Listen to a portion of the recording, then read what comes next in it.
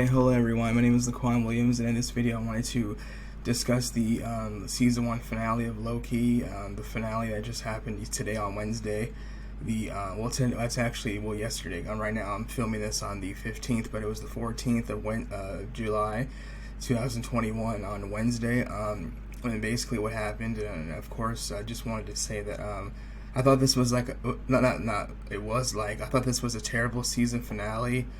Not worse than the actually, no, it's a little less worse than the Black Lightning season finale that I saw on the CW TV network TV show Black Lightning with her 4th and final season. It was the 13th episode which was the last episode ever, of course, of the show that just ended a couple of months ago.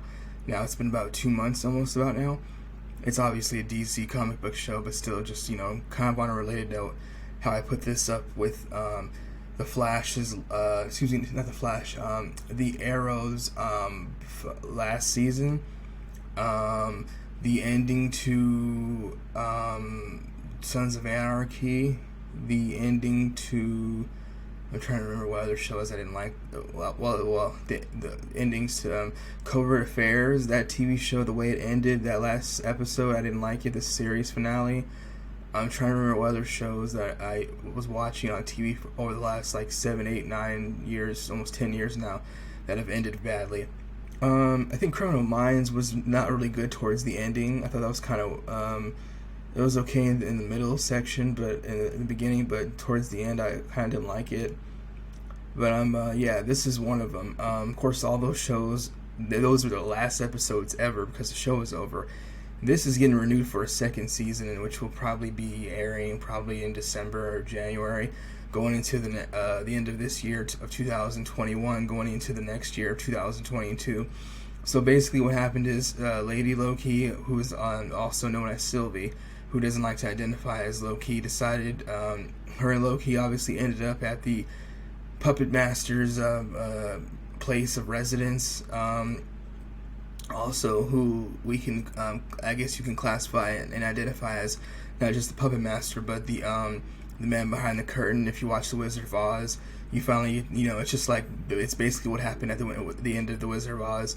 They thought that the Wizard of Oz, and Dorothy, and of course the Cowardly Lion, the Tin Man, the Scarecrow, all thought that they were going to be meeting this big, great and powerful Oz, and this guy obviously, the character that was projected on the TV, on the screen that they were looking at was a big, huge guy who had a evil green. He was all green, kind of looked like a alien or a goblin, sharp teeth, and he was yelling loud at them. They thought he was obviously the guy who was in charge. He was big and scary, but once obviously the curtain was pulled back by Dorothy's dog Toto, they finally got to see that it was just very old, kind of like how what happened in the Return of the Jedi, when you were waiting to see what Anakin Skywalker / Darth Vader looked like when he finally got his helmet off. Just an old, obviously beaten down white guy, old man. And basically that's what happened in this episode 2, but similar.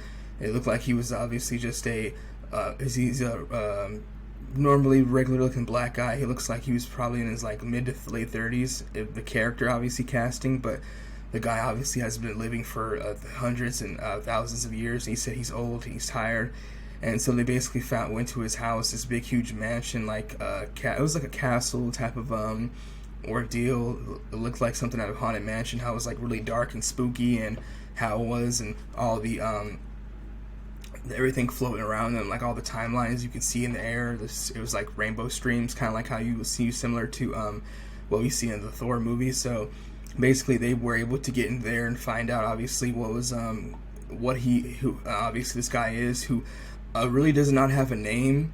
They kind of played his character like Lord Voldemort, how they did in Harry Potter, like the He Who Shall Not Be Named, and they actually kind of ran on the storyline of that of what obviously basically it is. It's instead of He Who Shall Not Be Named, which obviously, like I said, was similar in Harry Potter. The guy, they classified him as He Who Remains, and apparently, looking right here on CNET.com, the guy is a fiction made up of obviously a character in the Marvel Comics series who I've heard about briefly, but He's based off the character called Kang the Conqueror, who obviously is a time-hopping comic villain, and apparently he's supposed to be the main villain and bad guy in the third Ant-Man movie, which is Ant-Man and the Wasp, Quantumania, which will be out in 2023 of February, in a couple years, so we'll get to see what he actually looks like fully in his costume / getup. But what happened is what we saw. Judge Ravana, she turned on Mobius once again and tried to kill him, but she obviously spared him. She said she was leaving to go look through time for free will, and we don't know what the hell that means, really. I thought that was just like really dumb. B-15 finally got free and was able to finally not be a prisoner anymore and get back to her troops, and they were able to obviously look around, and they found out obviously that Judge Ravana, she used to be a teacher in her past life before she was captured by the TVA and obviously brainwashed just like everybody else, because everybody is supposed to be on the show, including Mobius, played by Owen Wilson. All the characters at the TVA, everybody who's in charge and whatnot, everybody there is a variant. They used to obviously all just have regular lives, but they were captured, just like all variants are, had their memories and obviously past life erased from their memories, so they didn't know who they were, and they all were just slaves working for the TVA. And we all thought, of course, the timekeepers were real, and they're not real at all. They're all fake. They're made up. This one guy who's in charge of this whole entire thing made them to keep everybody in charge, so he can be the man to remain behind the curtain. Like I said, just like what's the Wizard of Oz, basically that it ties into this. And the whole thing with Judge Ravana, I don't know if she's going to be back in season 2. Her character is really annoying. I didn't like her. She turned on Mobius, and Mobius was like, "You killed me already. Like, you really going to do this again?" She's like, "Well, we have to just believe that whoever's in charge did the right thing by lying to us and having us all become his slave." And she said she was fine with it, and she was obviously looking to find him before Loki and Sylvie did, and she obviously did not do that. Mobius decided to just stick around, obviously, not go after her. Well, he could have tried maybe, but he didn't know where she was going. We don't know where she's going. Season 2 we'll find out obviously what happens with her, and I guess a recurring character would also be B-15 and see what happens with her. So Loki and Sylvie walked into this guy's obviously big, huge, after they went to the Void, they're at the Citadel. It's called at the end of time, and basically they were looking to see obviously what was going to happen. He explained to them basically what happened in the whole entire concept of the time itself, and why he created the Time Variance Authority, and how they have to stay alive, and that whole place needs to be ran and still with a I guess you can say an Iron Fist. He basically this is basically the creator of time is what I will call him, or Kang is what they say he's in the comic books. He told Sylvie and Loki basically there's 2 scenarios. They either kill him and the whole entire timeline itself throughout multiple histories and obviously timelines, it's gonna be screwed up. So everything's gonna be all over the place. So you kill me, time itself will be screwed up. Or the second option, because he said, I know everything that's going to happen, I have seen it all, I know the future, because he's basically like the creator of time, or the architect, similar to the Oracle, similar to the Matrix, where Neo found out that even though the Oracle can see and knew what was going to happen, she obviously told him that he still needed to do his own thing, and he needed to obviously seek out the architect who created the Matrix, and he's obviously the main person behind creating all this, because like I said, he's the architect. He created everything. He knows what's going on. He's watching everybody on big TV screens like God / Big Brother, just like in the Truman Show with Jim Carrey, or not Jim Carrey, basically. So that's what happened with this. So he was a jokester. I felt like I was kind of similar to the DC Legends of villain that they just had a couple weeks ago. I forgot his name now. He's obviously dead. But he was just like him. The same villain who was holding Sarah Lance.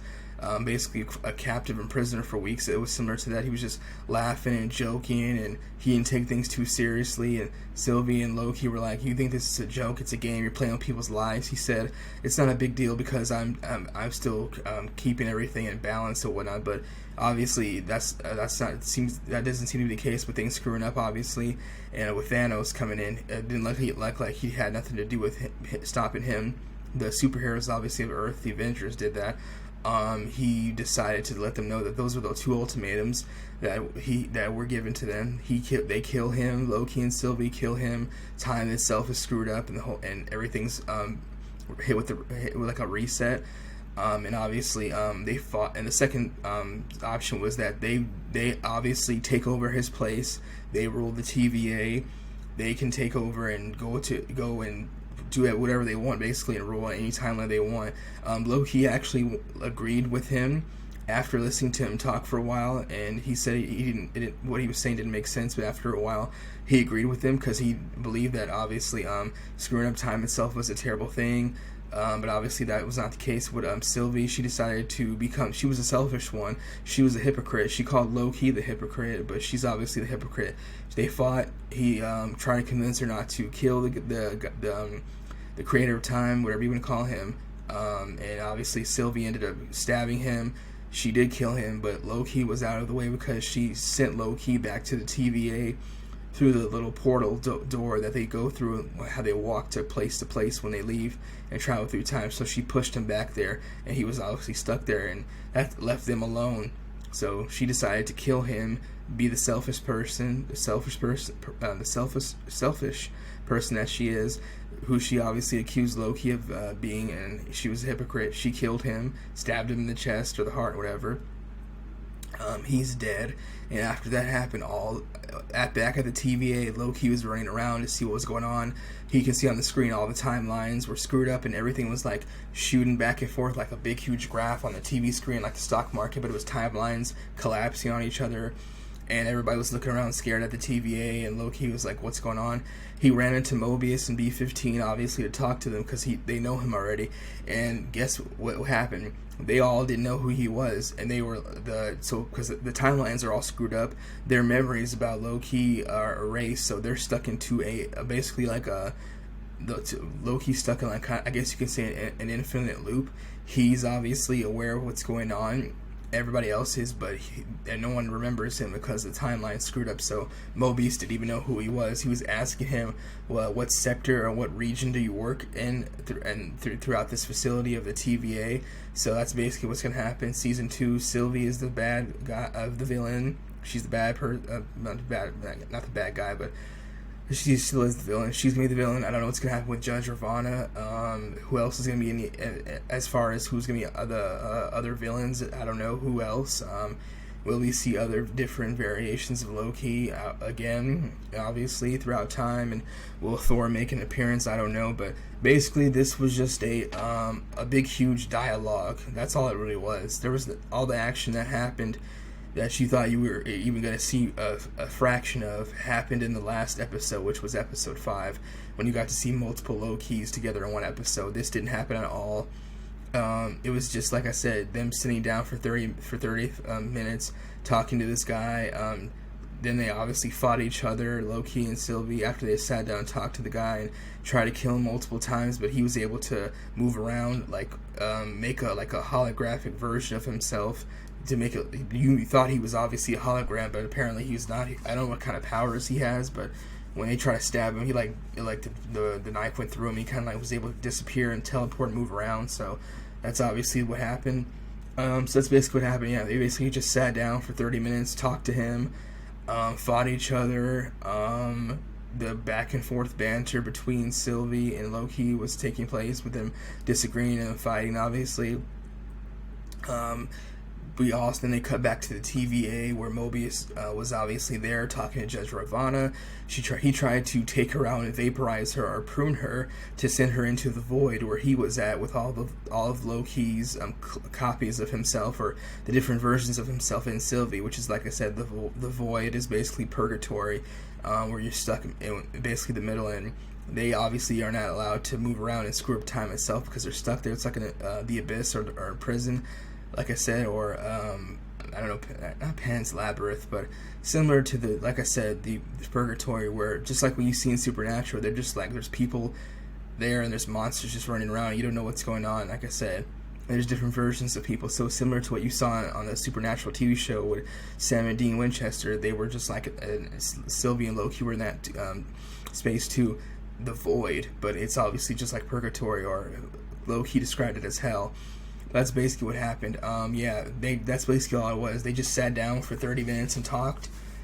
they cut back to, then obviously the scenes cut back to the TVA where Mobius is talking to Judge Ravana. Judge Ravana is asking the AI system, the little peppermint patty waffle AI cartoon character, where are all the files that I asked for, and that was basically it. I see people in these recaps saying on multiple articles that you may be able to see that have up here saying it was great, it was fantastic. No, it wasn't. These people get paid to say that, so I really don't care. Their reviews and their points are invalid to me and irrelevant. I don't care what they have to say, but I do like to show the what they say for proof, obviously, and for references, obviously, because you would think that they wouldn't be saying all this crazy stuff, but it's all just BS. Like I said, these journalists get paid all this money from the government, and obviously all these big huge corporations and TV news networks, and obviously movie studios and whatnot, to kiss their butt and say whatever they want and write fluff pieces. That's all they do. Only independent news content creators are obviously given their unbiased and their actual opinion. These people are all just bought and paid off, like the people on CNN and a lot of people on Fox News and mostly everybody else on MSNBC and whatnot. You can see, obviously, the quote-unquote authoritative sources, what they're labeled as. They're just a bunch of sticklers who think they're better than everybody, just a bunch of limousine liberals, and I can't stand them.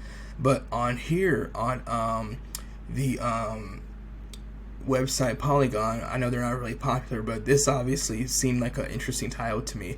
It says Loki Season 1 finale is a complete story killer. I actually agree with that. It was terrible. I know a lot of people are like, oh, the Falcon and the Winter Soldier was bad. No, this was bad. The Falcon and the Winter Soldier got better with every episode. This was bad. Loki did get better with every episode, but it was rushed.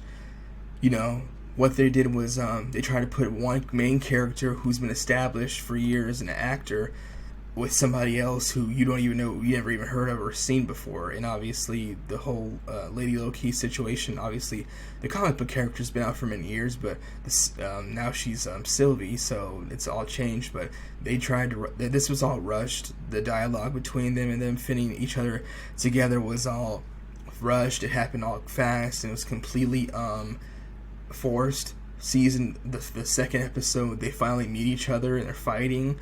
Episode 3, Loki goes after her, obviously, and they fight and go through this big huge scuffle of argument. They fought in the second episode. Third episode was verbal. The second episode was a physical. So, because she was changing to multiple people and jumping out into different people's bodies and controlling them and fighting with Loki physically, obviously. Third episode, obviously, they were stuck on that planet with the meteors crashing, and then obviously they couldn't stand each other, but they had to work together. Fourth episode, they're best friends, and obviously continuing into going into the fifth episode, where obviously they're closer, and now they're holding hands, and he's saying, I actually care about you, whatnot. This episode, they kissed each other, so Loki basically kissed himself, a female version of himself. I was like, okay, this is weird and random, while they're looking at this guy, and he's sitting there looking at them and watching them, but it was really weird, like I said, and it was terrible. I didn't like it. I thought it was just really strange. Sylvie's like, Loki, you just want the throne, and you're a liar. I can't trust you. And he said you can't trust anybody, which is right. He's right about that. She's trying to kill everybody, so that's actually true. And it turns out she was the liar, the deceiver, and the hypocrite. She killed the creator of time, or this version of Kang, whatever you want to call him, and because of that, she screwed up time itself, and now everything's messed up and screwed up, and she obviously looks like the person that she was obviously portraying as in the beginning of the season, where they were trying to, in Marvel and Disney were trying to give her the redemption arc. She ended up just screwing that all up, killing the creator of time, screwing up the timeline itself, space and time itself, so everything's different. People are not going to remember each other. The TVA situation is really weird. I don't know what's going to happen with that, and what Loki is going to do, seeing as how nobody remembers him, and nobody's going to believe him now because she killed, obviously, everybody's memories of him and everything else that happened before the space-time continuum itself just fell apart. So she's the villain in season 2, which will be Sylvie, aka Lady Loki. So the TVA is going to be going after her. I don't know if she's going to stay there at that place, or is she going to travel through time itself. More than likely she will, and they're going to go try to capture her and take her down. So season 1 is going to repeat itself over again, where they're looking to find her wherever she's at. But Loki's the only one obviously who can help them, so that's what's going to be the case. But yeah, that's basically all I have to say about this. There'll be a season 2. I'll be looking forward to it. Like I said, because I want to see obviously what's going to happen after all this. But for a season 1 finale, to get people interested to see what's going to happen on the next season, besides the visual effects, minus that, that was the only thing that was good. Yeah, it was just awkward, the dialogue between Sylvie and Loki with the creator of time. This guy, he's just sitting there laughing, got his hands under his chin. He's acting like a little kid, and he's a grown man / adult who's thousands of years old, but that's not what he was acting like. He was just sitting there eating his apple, laughing like, you miss me, you guys can't kill me, come on, sit down, have some fun. And he made them tea, and he told them to sit down, and it was just silly.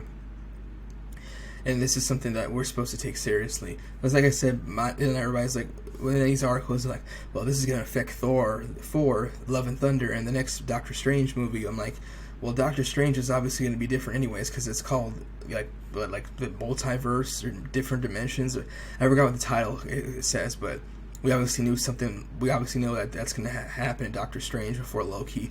I've seen online, if you've seen it yourself, you can let me know. That Scarlet Witch, aka Wanda, is going to be in Doctor Strange too. So if that's the case, you obviously know there's going to be different multiverse, multiple dimensions that are going to be brought into the storyline. That's what Doctor Strange does, and we obviously saw that in his first movie. He goes into different dimensions, fights monsters, demons, aliens, whatnot, everything. And Thanos, everything. So we know that's going to happen. So that's not a surprise. Ant-Man and the Wasp literally go through time and go through the quantum verse and all of that. So we obviously know that was going to happen anyway. So this was not a surprise to be brought into Ant-Man and the Wasp, and obviously Doctor Strange 2, Ant-Man and the Wasp 3. But it's obviously the second time they had the Wasp character in it in the title of the movie. But that's what they do. They go through time. They tried to take down Thanos, so that was obviously already established. Now it's just going to be quote-unquote different because Sylvie screwed up time itself, so I don't really know what's going to happen. We'll see what other characters will be on the show next season, if they're going to have the Captain America played by Sam Wilson, and Bucky Barnes as the Winter Soldier, if they're going to have Falcon and Captain America on there in the Winter Soldier, if Black Widow will pop up on there, or I don't know other characters, but we'll see. But as far as this first season finale for Loki, like I said, it was boring. It was just 30 minutes of, it was just basically all just talking. That's all it was, minus the fight with Loki and Sylvie. It was all just fighting. The 5th episode, which was the previous episode before this, a couple weeks ago, that Loki fighting sequence alone with versus Goliath was better than most of the stuff in this episode, because it just was more entertaining. I was just like looking at it like, so basically if you want to just a refrain reference, just to watch that, basically skip to the end where he says what's going to happen, and then you just cut to the end. It was just terrible. Yeah, we'll see what happens, but that's the thing. It's just like, well, we can do how Marvel and Disney are playing this out is we can do this because we know the movies are going to pick up the slack for this, and people are just going to love it because obviously the visual effects look great, but there was no action in the last episode. But like I said, it's just 30 minutes of, it was just sitting down, it's just dialogue. That's all it was, just them talking. This guy didn't have no adversaries to throw at Loki and Sylvie. He didn't put up a fight at all because he said, I know what's gonna happen. You guys can't kill me, but you could. But if you do, you're gonna screw up time itself. So that's what happened. So it was just annoying. A very boring season 1 finale for a show. Captain America and the Winter Soldier and the Falcon, whatever, that whole combination with Bucky Barnes and Sam Wilson that just happened like 3 months ago. That was way better than this. At least they tried. This was just like, well, it's just him talking for 30 with Sylvie and Loki about you guys kill me or you don't kill me, and the time. This is what happened with time and how I created all this and the TVA. That's all it was. It was like a whole. It was like a lecture, like an explanation / lecture. It didn't feel like, obviously, like I said, a season 1 finale. It was just boring. I didn't like it. It was an epic fail to me. I didn't like it. Of course, like I said, obviously all these other websites and news outlets are going to say it was great, it was amazing. Look at how it was, and but the visual effects were the only thing that was interesting about it, and to me that were impressive. How everything looked, but other than that, it was boring. I hated it. I don't like it. It was terrible. It was really terrible. And like I said, when you have a new character on a show with the one that's been established for years, and for especially 6 episodes, it's all rushed and forced. So they have to establish it right away. Loki obviously is the variant, but then it's like, well, now he's got to go after a different version of himself. Like I said, how it was planned out how this planned out for this season. The first episode, it was the introduction to what's happening with Loki after he escaped. Second one was obviously them going after Sylvie, aka Lady Loki. The third one, they get trapped on this planet with rocks and meteors breaking down on top of them. They have to escape. Fourth, they escape, obviously, and go somewhere else. Go back to the TVA and get caught. And obviously, they're close friends. After the previous episodes, they wanted to kill each other.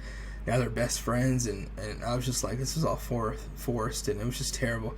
It was super forced. It was rushed. It was uncomfortable, because you're just like, okay, really, like they're just like best friends all of a sudden. It's just like after, and then as you can see and it was cringeworthy. It was really cringy. Then you see at the end of the episode, Loki's like, we can't kill him. We're gonna screw up everything. Sylvie's like, I don't care. I'll push you, and now Loki's right back at the TVA, and she's got the guy all to herself, and she's even told him, you're not gonna beg for your life so I can spare you, something like that. Beg for your life. He said nope, and she still killed him. And she was like obviously the hypocrite. She was like, Loki, you just want the throne. You're lying to me. He's like, no, I told you we can't do this. And she turned out to be the one who wants the quote unquote throne. And she was the selfish one. Stabbed him. She's sitting down on the ground, lying down there, like putting her hand on her head, kind of realizing what she's done now, kind of screwing up. And she was almost close to crying. I'm not mistaken. Or obviously clearly saddened. But I'm like, well, you made the decision to kill this guy and screw up time itself and space. Loki said you shouldn't do that, both of you, but you still did it. So it was your decision. So I don't think no one's gonna feel bad for you. And now she's gonna get exactly what she wanted, and obviously, of course, she's gonna get what she didn't want in the first place, which is the TVA hunting her. That's exactly what's gonna happen again. They're gonna go hunt her again, and obviously, she's gonna bring it on herself. Obviously, so there is no So in the second season, she can't play the victim because she had the chance to leave and not have to deal with any of this, but she decided to not do that. She decided to screw things up, and obviously, not join Loki, so they can obviously help bring the balance to the timeline and keep everything safe. So when something bad happens, like, I don't know, Galactus or Thanos comes up or Kang comes up, they'll be able to obviously help the TVA, and the Avengers might get involved, I don't know, and keep everything and everybody safe on Earth and the different planets in space, obviously in Asgard and all that. But that obviously seemed to not be the case because, like I said, Sylvie killed the creator of time, and screwed everything up, and called Loki an evil, manipulative liar, and he couldn't be trusted. She was the one who turned out to be the one who can be trusted. She almost killed Loki, but instead she didn't, and she decided to kill the guy instead. Like I said, the creator of time. And because of that, like I said, 3 things were screwed up, so that's basically it. Like I said, terrible season finale. I hated it. It was terrible. This is basically what you're seeing now with all these superhero TV shows and movies now. They just pack so much stuff into it that if the story's gonna be boring, you'll still be somewhat entertained with the visual effects. But we see those a lot of big, huge blockbuster movies. Look at all the big explosions and the gunshots ringing out. Aren't they cool?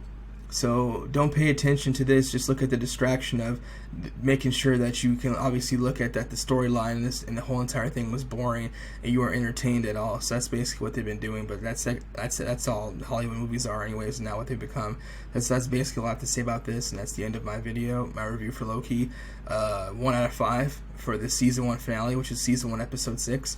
The title is I forgot it, but it's for all time.